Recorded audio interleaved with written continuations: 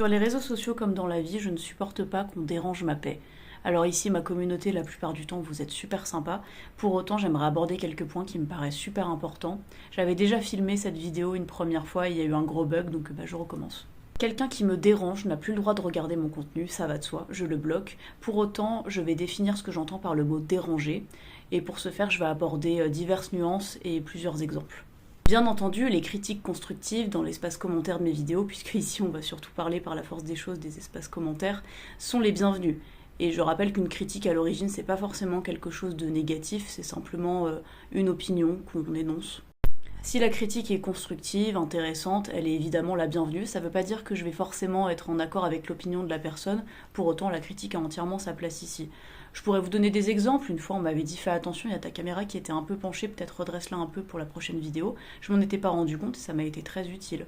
Ou une autre fois, j'avais imité Angèle dans une vidéo et il y avait une fille qui m'avait dit qu'il y avait un potentiel d'imitation, mais que j'accentuais peut-être trop certains traits, que c'était trop caricatural.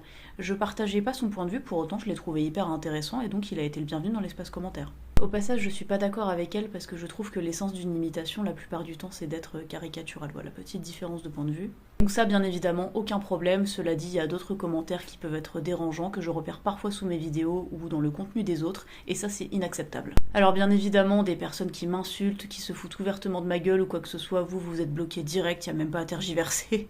Ça s'appelle des haters et ça n'a rien à faire sur internet. Mais il y a aussi pas mal de gens qui vont rien dire de concrètement méchant, mais chez lesquels il y a un fond bizarre dans le ton qu'ils emploient. Le ton est vraiment super important dans la façon d'écrire, notamment dans les commentaires.